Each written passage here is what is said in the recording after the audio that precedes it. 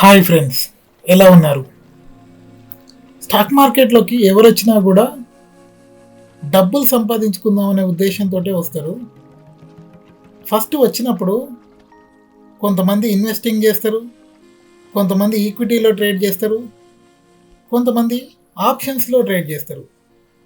So most of the traders ఈక్విటీలో, mutual ఫండ్స్లో and ఇన్వెస్టింగ్లో ఇలా కొన్ని రోజులు అలా ఎక్స్పీరియన్స్ వచ్చిన తర్వాత వాళ్ళ రియల్ ట్రేడింగ్ జర్నీ అనేది స్టార్ట్ అవుతుంది. సో ఈ ఆప్షన్స్ ట్రేడింగ్ అనేది మనకి ఎందుకు అంత క్రేజ్ అండ్ ఎందుకు అంత ఇంపార్టెంట్ అనేది మాట్లాడుకున్నాం.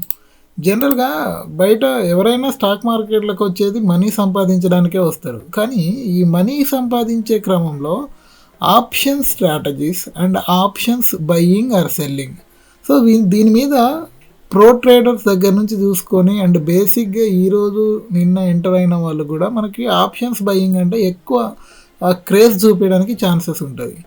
సో వాళ్ళు కొన్ని రోజుల తర్వాత రీసెర్చ్ చేసుకొని అండ్ ఆప్షన్స్ బయ్యింగ్లోకి మోస్ట్ ఎంటర్ అవుతుంటారు. సో దానికి రీజన్స్ ఏందనేది ఈ వీడియోలో మాట్లాడుకుంటున్నాం. So this is Bhanushekar and welcome to our video.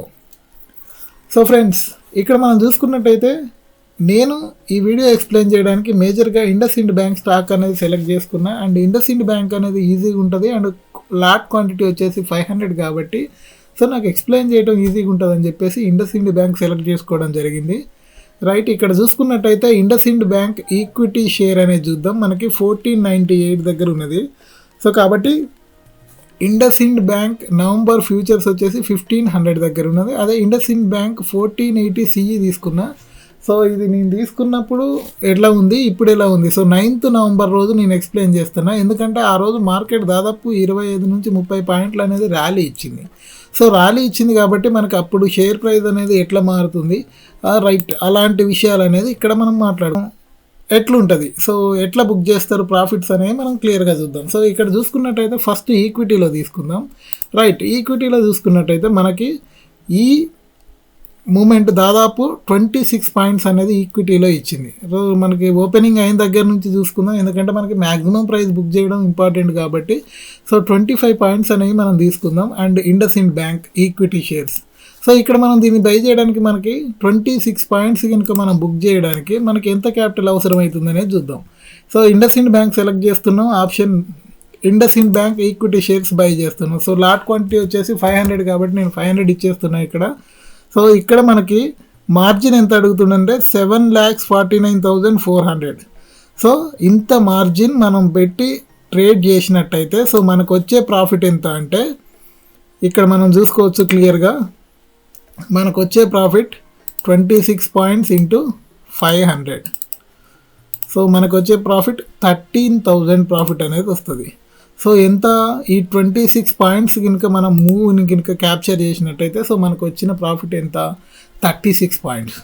So ఇప్పుడు ఈ 36 పాయింట్స్కి ROI చూసుకున్నట్టయితే 7,48,400, 7,48,400. సో దీనికి ROI ఇంటూ 100. సో ఈ విధంగా 1.73% రిటర్న్ వచ్చింది అన్నట్టు. సో ఈక్విటీ షేర్లో మనకి ఎంత రిటర్న్ వచ్చింది, 1.7% return on capital, 1.7%.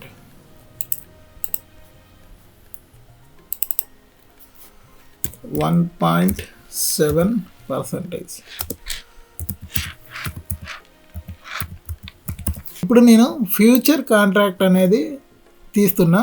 So future contract November contract నేను బై చేయడానికి 500 క్వాంటిటీ, నాకు 1,48,500 అనేది పడింది. సో ఈ 1,48,000 తోటి నేను 30 పాయింట్స్ బుక్ చేసిన అనుకుందాం.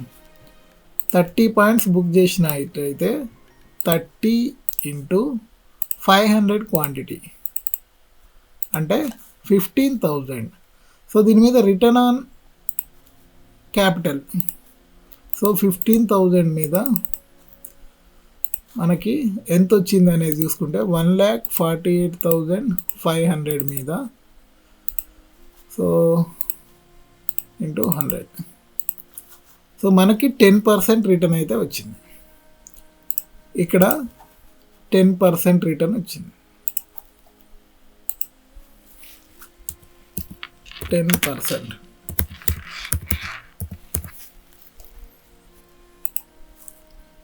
సో మనకి ఈక్విటీలో చూసుకున్నట్టయితే 1.7% వచ్చింది అండ్ ఫ్యూచర్స్లో చూసుకున్నట్టయితే 10% రిటర్న్ వచ్చింది. సో నేను అది నెగ్లెక్ట్ చేస్తున్నా, 0.1 0.2 అనేది నెగ్లెక్ట్ చేస్తున్నా.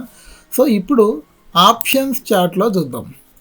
ఆప్షన్ చార్ట్లో చూసుకున్నట్టయితే కనుక మనకి ఆల్మోస్ట్ ఒక 15 పాయింట్స్ అయితే మూవ్ అయితే ఉన్నది.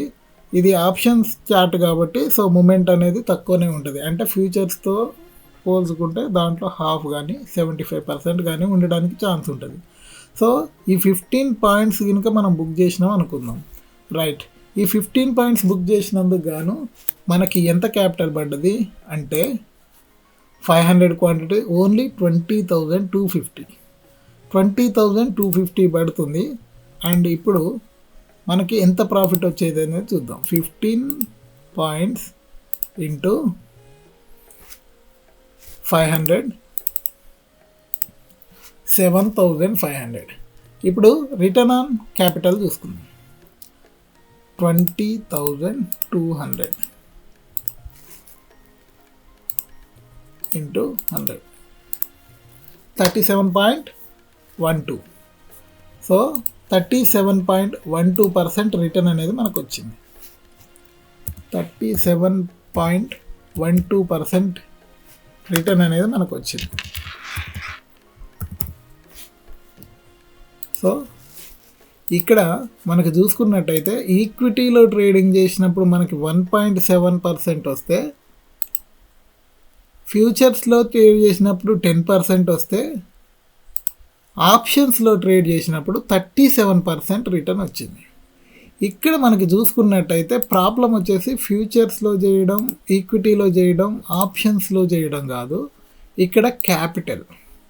సో ఏ ట్రేడర్ అయినా ఎట్లా చూస్తారంటే మనకి ఎంటర్ అవ్వగానే ఎక్కువ క్యాపిటల్ పెట్టకూడదు, బట్ ఎక్కువ రిటర్న్స్ తీయాలి అనే థాట్ తోటే ఎంటర్ అవుతారు. కాబట్టి సో ఈ ఆప్షన్స్ చూసుకున్నట్టయితే మనం తక్కువ క్యాపిటల్ పెడుతున్నా కానీ ఎక్కువ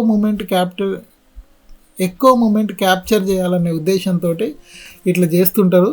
కానీ ఇది అంత కరెక్ట్ అయిన పద్ధతి ఏం కాదు. ఇప్పుడు మనం జీరోదా ఓపెన్ చేయగానే మనకు వచ్చింది ఏంటంటే అవుట్ ఆఫ్ 100 ట్రేడర్స్ 99% ఫెయిల్ అవుతున్నారు అన్నట్టు. సో 90% అని ఇస్తారు, 99% వరకు కూడా ఫెయిల్ అవుతున్నారు.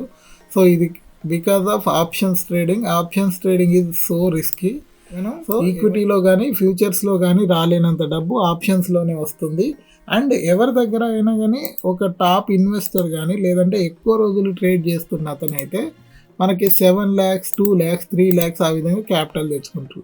సో ఇప్పుడే మార్కెట్లోకి వచ్చినప్పుడు ఏమవుతారంటే వాళ్ళు అప్పుడే కొన్ని పైసలే పెట్టి వాళ్ళు ఎక్కువ మంది సంపాదించాలనే ఉద్దేశంతో వస్తారు. కాబట్టి ఈ విధంగా మనకి ఆప్షన్స్లో ఎక్కువ ట్రేడ్ చేయడానికి ఛాన్సెస్ ఉంటాయి అండ్ ఎక్కువ మంది కూడా డబ్బులు లాస్ కావడానికి ఛాన్సెస్ ఉంటాయి. సో ఎక్కువ మంది ఏ విధంగా డబ్బు లాస్ అవుతారు అండ్ వాళ్ళ ప్రాబబిలిటీస్ ఏంటి ఇది అనేది మనం ఫర్దర్ వీడియోలో మాట్లాడుకుందాం. అండ్ ఈ వీడియో అయితే మీకు అర్థమైంది అనుకుంటున్నాను. ఈ వీడియో కనుక మీకు నచ్చినట్టయితే డెఫినెట్గా లైక్ చేయండి అండ్ షేర్ చేయడానికి ట్రై చేయండి. Thank you. జై హింద్.